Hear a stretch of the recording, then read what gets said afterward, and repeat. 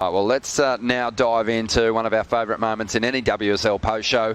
The top 5 moments from the Rip Curl Pro here at Bells Beach, presented by Bonsoy for 2023. And, well, we're going to start at number 5. And how could we not go there? Two of the greats reliving their glory days here. That 1986 semi-final clash. It's come back in 2023. Tom Curren up against Mark Occhilupo. Well, Tommy Curren, you know, he started with that 7-point ride, and you're like, wow, what's Occhi going to do? And this is what he answered back with. Just vintage backhand. Mark Occhilupo on the Bells Bowl. The bottom turn. You know, take a look at it. This is textbook stuff. Love that. Just how deep he drove that bottom turn with the replicas that they both are going to donate to charity. But Occhi did win that replica Simon Anderson thruster from 1981. Moving into the number 4, and it was Xavier Huxtable who won through in the trials, getting the jump on the current world number 1. Yeah, that was a huge moment for the young wildcard, and a real confidence builder. He had the whole local crowd going after him, and just here you see some vision of Jack just sussing out the knee.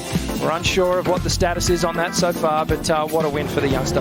He'll be held up and ready to go. Owen Wrights used this event to call it a day on his competitive career, but what a journeyman he's been. He's given us some highlight performances in Waves of Consequence.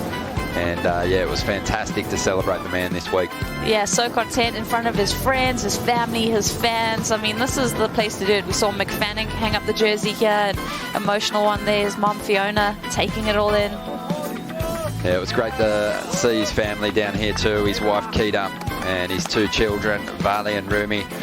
And they were psyched. A lot of his mates turning up to watch him in this final effort too. Really a bummer for Owen that it wasn't classic Bells Bowl because his surfing was so on. But he did fall to the eventual event champion, Ethan Ewing. No one else could have beaten him.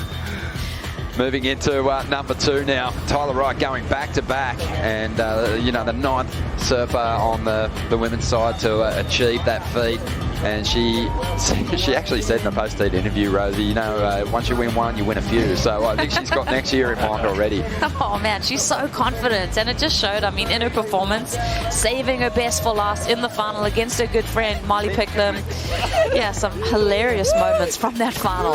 Crazy amounts of power displaced by Tyler in that final, Rich, and still had the energy to lift that big trophy. Yeah, I feel like we're seeing a woman here at the height of her powers, the peak of her career that might stretch out for quite a while.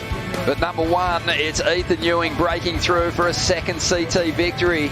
And a very deserving champion. He's surfing, whether you're at Winky, whether you're on the bowl, doesn't matter really where you are. It is beautiful to watch, and it's going to fit in perfectly on that perpetual trophy. Oh yeah, absolutely. Doing it for his mum, and just an incredible display of forehand slicing, dicing. And you know, there was only a couple when you really looked at the opening round. You know, Felipe, John, Ethan Ewing, one of a real small handful that you looked at and went, they are going to win it. I have to throw Griffin in there as well. But Ethan got the victory, and what an amazing one at that.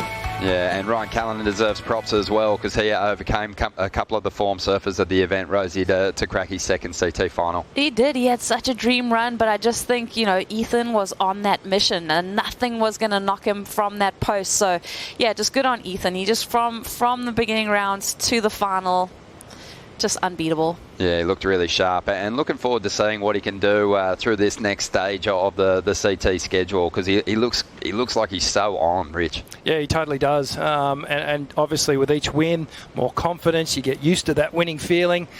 And, well, he's already proven, you know, he's an amazing surfer out at Margaret River Main Break, and we're going to see him keep just jacking up the ratings.